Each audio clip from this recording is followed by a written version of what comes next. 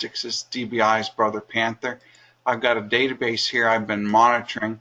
I'm going to do a response time analysis for this database, and what I see here is for the last 8 hours, not much going on. I actually want to look at the entire week, so I'm going to look at the performance of this database for the week, and I've got a 1/4 second response time. 85% of that time is inside the database, and the database is a little bit more I/O bound than CPU bound. I'm going to click on that I/O pie slice, and Brother Panther just did the analysis to find the statements that are causing that database to be I/O bound. So right there, I've got about 2/3 of all the I/O in the database tied up in these 4 statements. I can pass those as a workload to the design advisor and apply DBI's Advanced Index Benefit Analysis methodology. So here's an I/O bound database, 2/3 of all the I/O in 4 statements. We're waiting for the answer here. Oh, outstanding. And we can see we're going to get from 374,000 time rounds down to 116 for a 99% improvement. Here's the indexes that we have the opportunity to create, and we can see the benefit of each of these indexes. If we add this first index, we'll get 49% of that savings. If we add this second index, we get 46% of that savings. And if we add this third index, well, that's not a very big contributor to all that savings. So I take these first 2, that's the bulk of my savings, click on Create. There they are in my editor. I'm ready to go. And just like that, in about a minute, I just took 2/3 of the I/O out of an I/O bound database. Isn't that easy? Yes, it is.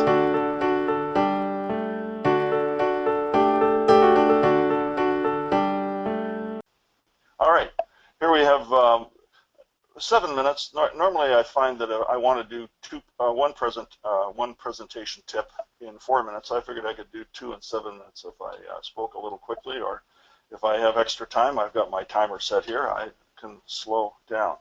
Now, one thing, it's hard to follow Scott when he's got beer, but the one thing I learned by watching Shakespeare in Love is that when Shakespeare was writing plays back in that time, to be a success, any play had to have a dog. So at this point, I have decided that I would put pictures of Charlie in from time to time just to make sure that people appreciated the presentation more with Charlie. And he's actually on a chair beside me now, being quiet. But if there is a squirrel alert, everyone in the world will know that. Just a little bit on why I put this presentation together. I've been working with DB2 pretty much since it was GA in Canada. We tried to be in the beta, but they wouldn't let us in because they didn't figure we had the horses, so we bought it the first day it was available. Over time, people like to add indexes. Those same people are often reluctant to remove those indexes. And these are the famous lines you hear about. They might help in the future. They might not be helping, but they might help again in the future.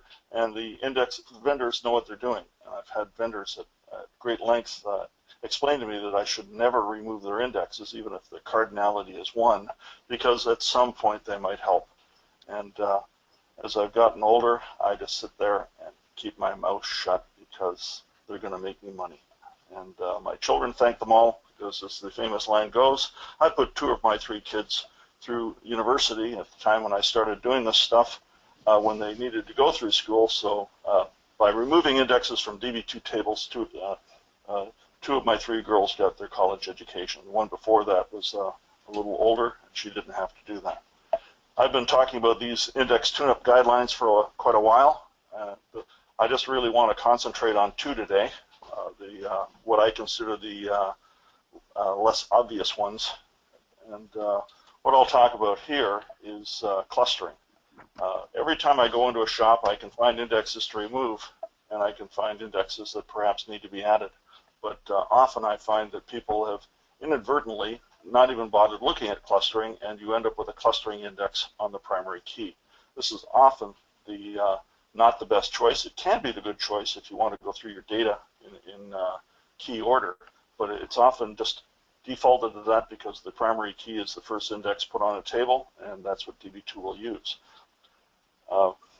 Where I want to put the clustering index is on the most time-sensitive process, and I would say 80% of the time, if not higher, that's on a valuable low cardinality index.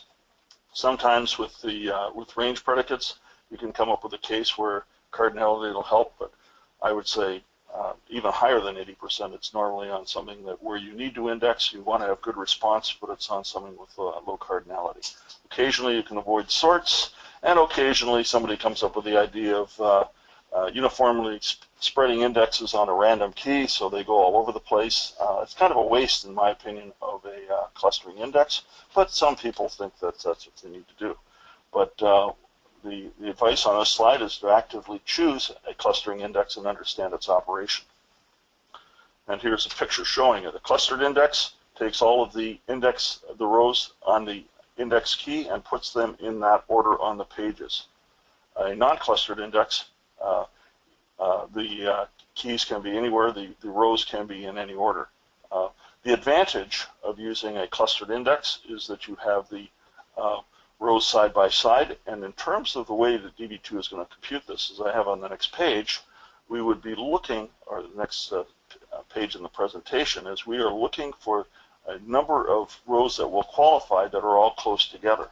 Now this means that I'm reading pages instead of rows when I have to do retrieval in terms of the number of IOs I have to do, so we can look at the number of rows per page. And we also, because the pages are close together in a pure clustering world, we have possibility of prefetch coming into action here. So the cluster facts here is the axis calculation is based on the number of pages to be retrieved as opposed to the number of rows in order to get those rows, and those pages can't be prefetched. So the lower cardinality may still help with data retrieval, and that data may be skewed. Other things we have available in DB2 LUW is multidimensional clustering, and for people on 10.1, very few people seem to remember that insert time clustering is available. So you've got data coming in time order that you want to process and possibly archive later. ITC tables are a good thing to look at. Just to give you a quick example of changing clustering, here's an example of going back to my PeopleSoft days, where the payment voucher table, this is a batch process that ran twice a month, and we would miss our online targets of getting the system back up. 400,000 row table at the time. This is a Z example, and we had cardinality of 200 on the order in which we wanted to process. By reclustering on that index, we were able to reduce the time of this batch process from 4 hours to 45 minutes, and life was good. And all of a sudden we were able to meet our response time objectives. This index would never be used if it wasn't the clustering index, but it really did help us out here. So those are some good numbers to look back at. Another thing, I'm not sure I have an awful lot of time to go through this. This is my second idea I wanted to share, which is if Prefetch can read 32 blocks or pages in one IO, with a large buffer pool and table compression, how many rows are read in a single prefetch operation? You can compute that, and that takes you to the next thing, which is what's the minimum cardinality that you need for a non-clustered index to be useful. And you have to go through this calculation because I'm about to get ducked in 15 seconds, but what this really says is if I do this calculation and figure out how many rows I have in a given prefetch extent, my cardinality has to be larger than that for that index to be used. I had some bonus things there, but I don't have time for them. So thanks very much, and there's my contact information. Fantastic, and there's the trusty duck. You know, it's really great. On the DB2 Night Show, we've invented something here. Fear of getting ducked.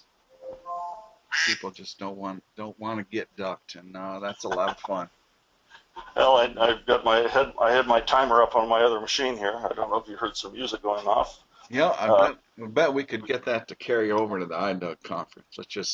Let's just bring all of our ducks to iDoug. Let's ask. Well, can I ask the audience what they thought of your very good presentation?